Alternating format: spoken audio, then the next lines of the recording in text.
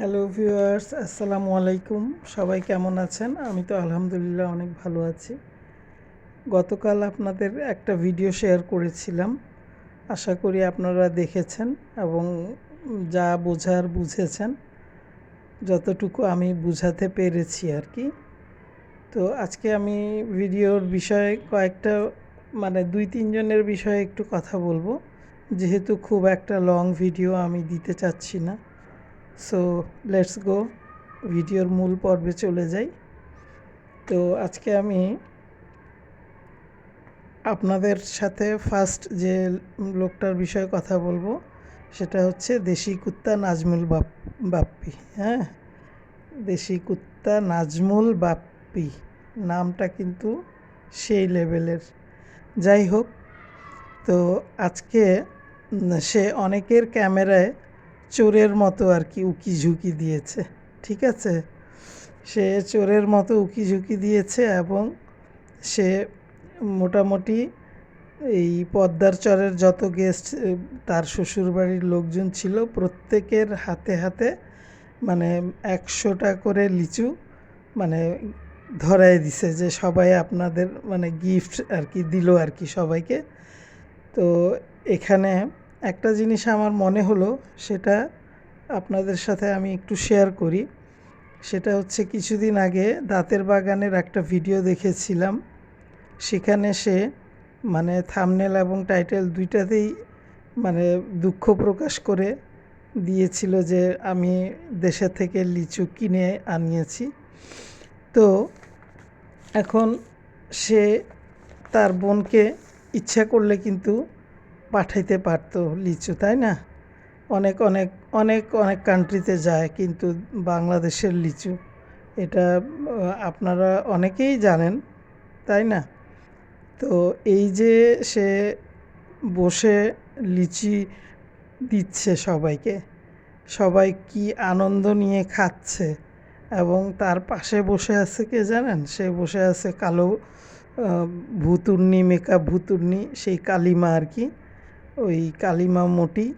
সে পাশে বসেছিল, দুলাভাইয়ের সাথে পুরনো দিনের কিছু একটা অভ্যাস থেকে যায় না, সেই অভ্যাসটা থেকেই আর কি পাশে বসে তাকে আর কি সঙ্গ দিচ্ছিল যে ডোন্ট ওয়ারি, আমি আছি আপনার পাশে, চিন্তা করবেন না, এরকম ব্যাপার আর কি। তো যাই হোক, আমি সেই জিনিসটাই ভাবলাম ভিডিওটা দেখে। যেমন হলো ওই যে চিকামুখ্যা থ্যালাসেমিয়া যে মাল্টি নুগরার ভাই, সে ভিডিওতে টাইটেলে অনেক কিছুই বলছে যে বাপ্পি ভাইয়ের রাগ ভাঙলো। উনি কিসের রাগ করেছে জানি না আমরা, তবে উনি লজ্জায়, আমার যেটা আমি আইডিয়া করলাম সেটা হলো উনি লজ্জায় মুখের ক্যামেরার সামনে এসে মুখ দেখায় নেই। তো লজ্জা বলতে কি সেই রকম লজ্জা না, নর্মালি আর কি, লজ্জা পাচ্ছে যে আমি তো বোনকে লিচু খাওয়াইতে পারলাম না, পাঠাইতে পারলাম না, পাবলিক তো আমাকে ঠিক মতোই ধুলাই দিয়েছে।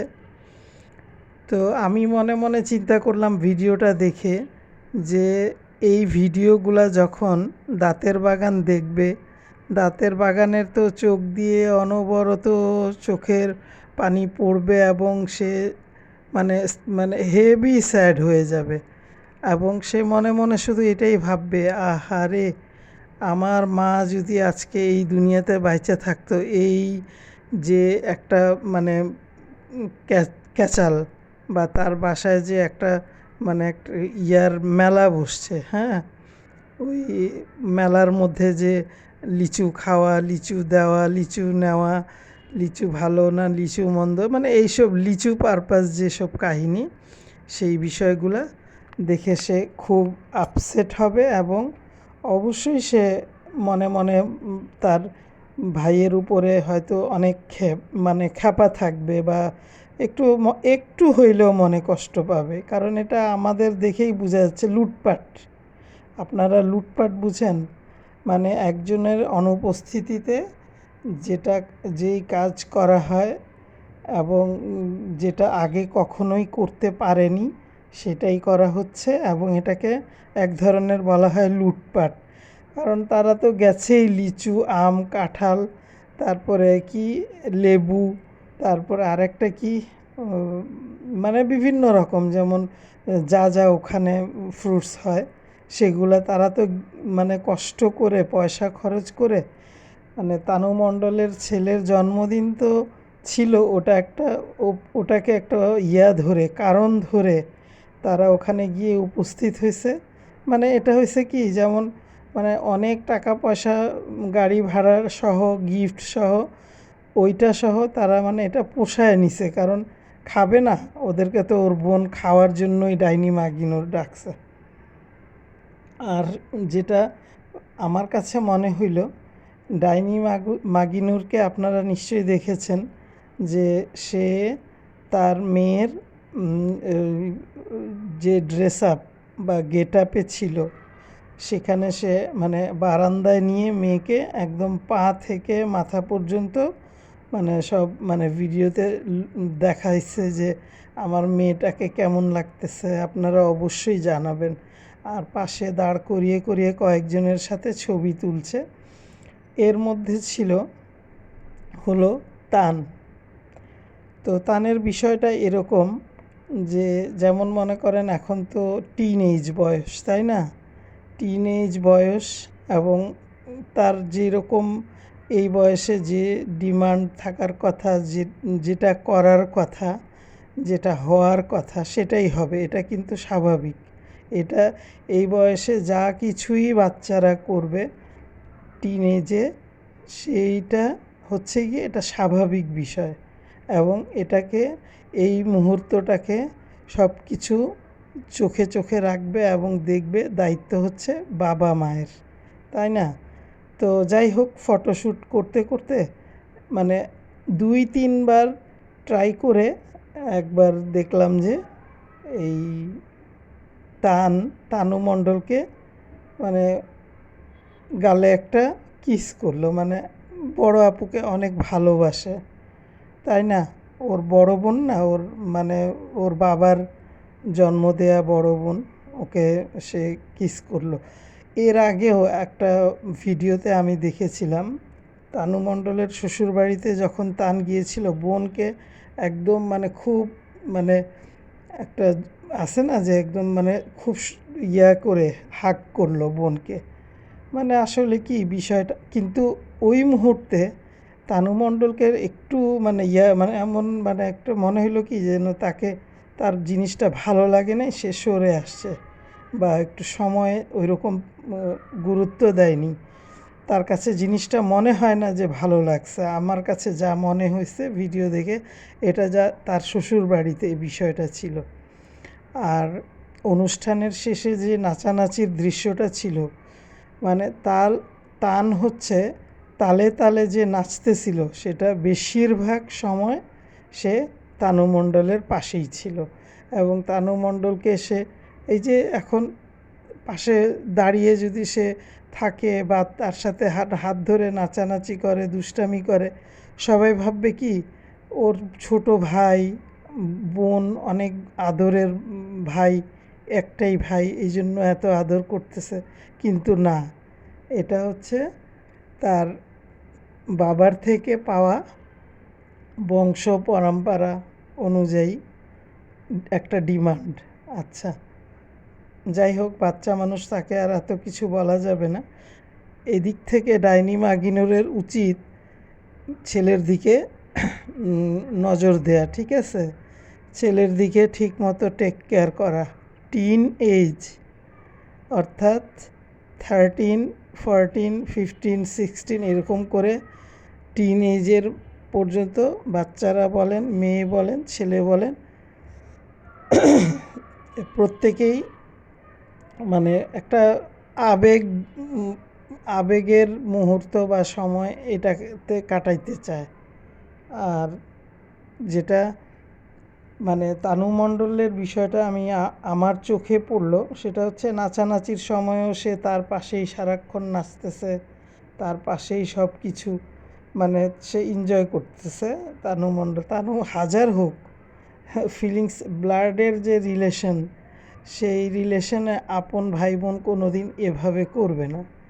সে মানে ওইরকম একটা অনুভূতি তার ভিতরে নাই যে এটা আমার আপন বড় বোন, মানে ওর থেকে একটু দূরত্ব রেখে আমি চলবো, ওর সাথে আমার অতিরিক্ত মানে একটা আছে না যে লিমিট রেখে মেলামেশা করার। তো আশা করি ডাইনি মাগিনুর নিজের মতো আর তার স্বামীর মতো ছেলেকে যেন না বানায়। কারণ দেখা যায় কি যে হাজার হোক বাপ মা যদি ঠিকঠাক খেয়াল রাখে, এগুলো বুঝায় বলতে হবে যে তোমার এখন এরকম বয়স, তুমি খেয়াল রাখবা নিজের দিকে এবং এরকম কারোর সাথে বিহেভিয়ার করবা না, তুমি বড়দের সাথে রেসপেক্টের সাথে চলাফেরা করবা। তো যাই হোক, আপনাদের সাথে আরেকটা বিষয় বলি, সেটা হচ্ছে আজকে সকালবেলায় তানু মণ্ডল তার শাবানা আপাকে নিয়ে তাদের বাসায় গিয়ে হাজির। মানে তার বাপ নাকি রাতে দেশি কুত্তা নাকি তানু মণ্ডলের বাসায় ছিল। মানে এরা এত লজ্জা ছাড়া কিভাবে, আমি এটাই বুঝি না। মেয়ের বাসায় গিয়ে মা থাকে, বাবা থাকে। আমার মানে আমার জানা মতে কোনো ভদ্র ফ্যামিলিতে মেয়ের বাবা মা মেয়ের শ্বশুর বাড়িতে খুব কম যায় এবং খুব কম থাকে। এদের কিন্তু সেই সব নাই, মানে ও গিয়ে কোথায় ঘুমাইলো, কোথায় কি করলো, সেটা একটা জানার বিষয়বস্তু রয়ে যায়। তো এদিকে মরিয়মের মা অর্থাৎ সাগিনুরের বিষয়ে একটা কথা বলি। মানে সাগিনুর কিন্তু এমনি নিজের বাসায় বা নিজের মানে নিজের মতো করে যখন থাকে, ভালো ভালো ড্রেস পরে, ভালো করে মানে থাকে, মেয়েকেও ভালো রাখে। কিন্তু কোথাও গেলে সে মনে হয় একটু আপসেট মাইন্ডের থাকে। মানে প্রত্যেকেই কিন্তু সাজগোজ করা, ফ্রি এবং ফ্রেশভাবে নিজেকে উপস্থাপন করার জন্য রেডি হয়ে আছে। কিন্তু সাগিনুরকে প্রতিটা ভিডিওতেই মানে ওই যে কাজের বেটি বাইদানি আছে না, ওই টাইপের চলাফেরা তার, ওই টাইপের সাজগোজ, ওই টাইপের কথাবার্তা। তো যাই হোক, এখন বলি মিম ভুতুড়নি। মিম ভুতুড়নি মানে ওই পা চাটা কুত্তা আছে না, ও ডাইনি মাগিনুরের পা চাটা কুত্তা। কারণ মানে তার অল টাইম মানে যে আমি কিভাবে বোনকে, ডাইনি মাগিনুরকে আর দেশি কুত্তাকে হ্যাপি করব। কারণ তাদেরকে হ্যাপি করতে পারলে তার মনে হয় একদম বুকটা ঠান্ডা হয়ে যায়। হ্যাঁ, আপনারা এটা হয়তো জানেন কি না জানি না, মানে সর্বশেষের পরে আমি যেটা নিজে রিয়েলাইজ করেছি সেটা হইল ওই মিম ভুতুড়ি তার ফার্স্ট যে মানে হাজব্যান্ড ছিল, যাকে সে ডিভোর্স দিছে, তা আবদিয়ার বাবা। মানে সর্বশেষ মানে সারমর্মটা একটু বলি, সে ডিভোর্স দেওয়ার একটাই কারণ ছিল। সেটা কি? সেটা হচ্ছে সে তার একটা ভিডিও মানে কল রেকর্ড কিবরিয়া ফাঁস করে দিয়েছিল। মানে কিবরিয়া ভাইয়া ওই সানির সাথে যে মানে কথাবার্তা বলছেন ওইগুলাতে সে অনেক মানে এদের বিষয়ে নেগেটিভ কথাবার্তা বলেছিল এবং এদের বিষয়ে অনেক কিছু মানে কিবরিয়া ভাইয়ের সাথে শেয়ার করেছিল। তো ওই কল রেকর্ডটা কিবরিয়া ভাইয়া তার ভিডিওতে বা তার চ্যানেলে শেয়ার করেছিলেন। এই ভিডিও রেকর্ড মানে কল রেকর্ড যখন এটা ফ্ল্যাশ হয়ে গেল, তখন তো সে তার মানে এক্স হাজব্যান্ডকে আরও ভালো মতো চিনতে পারলো এবং বুঝতে পারলো।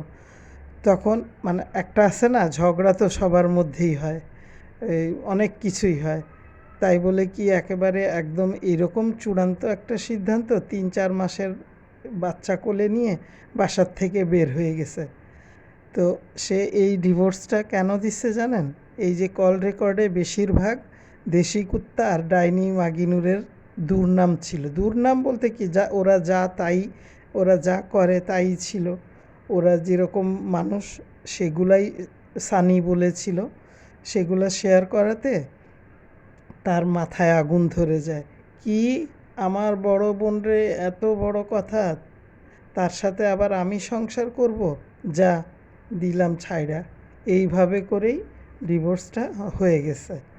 আচ্ছা, তারপর তো ওই হাগু খাইসুকে সে বিয়েই করে ফেললো, মানে কোনো না কোনোভাবে তার জালে আটকায়া বিয়ে করছে। তো বাবু খাইসুকে নিয়ে দেখা যাচ্ছে যে সে আগে থেকেই হয়তো একটু ইন্টারেস্টেড ছিল, কিন্তু কখনো বলার সুযোগ পায় নাই, কারণ তার বোন ডাইনি মাগিনুর কিন্তু খুব মানে ছেলে ফ্রেন্ড দ্বারা আসক্ত ছিল সে। তার ওই যে কিবরিয়া ভাইয়ার সাথে যখন তার বন্ধুত্ব ছিল, তখন সে খুব মানে টেকনিক্যালি তার বোনকে মানে ফাঁসায় দিয়ে ওর সাথে ধরায় দিয়েছিল, ঠিক আছে। তারপরে সেকেন্ড সানি এই পুরান ঢাকার স্থায়ী বাসিন্দা, কিন্তু তার নিজেদের বাড়িঘর আছে এবং তাদের ফ্যামিলি ছোট, ছেলেটা ভালোই ইনকাম করে, ভদ্র দেখছে, তো তাকে সে চুজ করছে মিমের জন্য। তখন কিন্তু ওই মিম গ্রাম থেকে আসা এই বোনের কাছেই থাকতো। তো এদের মধ্যে একটা রিলেশন হয় না, মানে ধরেন এই বোনটাই চাইছে যে আমার বোনকে বিয়ে করবা তুমি, তো তখন সে আর না বলতে পারে নাই, তো এনিহাও বিয়ে হয়েছিল। তো যাই হোক, এখন আরেকটা কথা বলি, সেটা হচ্ছে এই ডাইনি মাগিনুরকে ফলো করতে করতে এই কি বলে ওই মেকআপ ভুতুড়ি তার নিজের পরিবার নিয়ে সেভাবেই আগাচ্ছে, ভাবছে আমার বোন এইভাবে চলে, আমিও এইভাবে চলবো, মানে প্রত্যেকের সাথে একজন করে একটা কাজের লোক।